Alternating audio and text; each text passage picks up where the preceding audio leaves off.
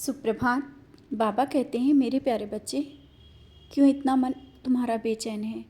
और इन छोटी छोटी बातों को लेकर के जो कि घर में होती रहती हैं, जानता हूँ। और तुम परेशान हो कि तुम्हारे घर में ऐसा क्यों हो रहा है, क्यों सब एक अलग अलग ही दिशाओं में चल रहे हैं। कोई किसी की बात नहीं मानता, बच्चे भी नहीं मानते हैं। और तुमने अपने संस्कारों के बारे में सोच रहे हो ना, कि संस्कार में कोई गलती तो नहीं रह गई, तुम्हारी तरफ से कोई गलती नहीं रह गई। हाँ, लेकिन अभी विश्वास की कमी रह गई है। तुम्हें अभी उन पर विश्वास करना सिखाना होगा।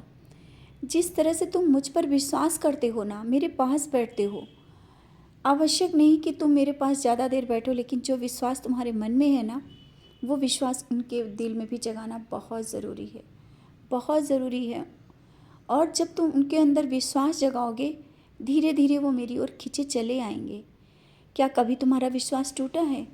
तो उनको भी ऐसा ही विश्वास दिलाओ जिस तरह से वो सही रास्ते पे चल पाएं।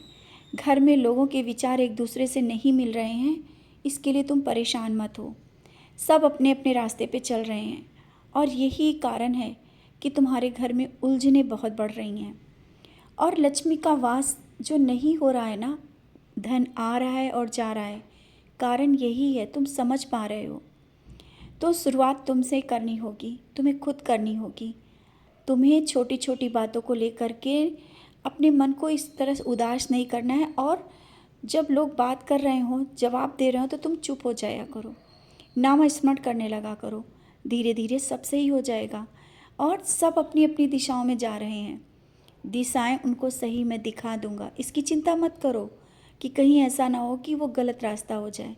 नहीं, तुम्हारे घर के बच्चों को या तुमसे जुड़े जो भी लोगों को कभी गलत दिशा मैं नहीं दिखाऊंगा, और ना ही वो जा पाएंगे।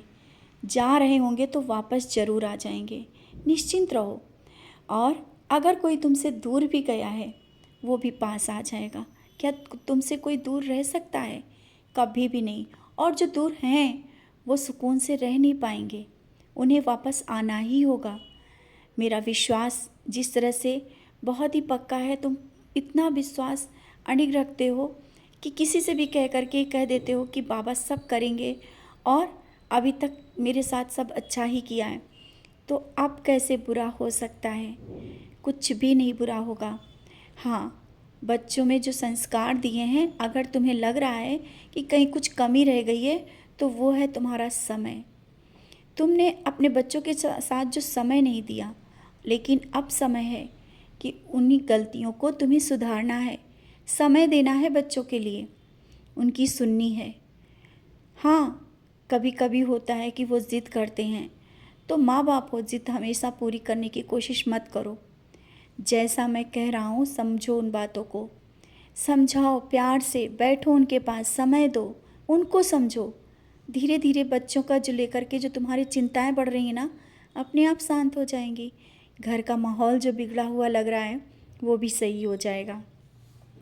और इसी कारण कुछ लोग हैं जो तुम्हारा मजाक भी बना रहे हैं, क्योंकि तुमने सोचा था कि सब कुछ बहुत अच्छा होगा, लेकिन अब कुछ बिगड़ता हुआ दिख रहा है।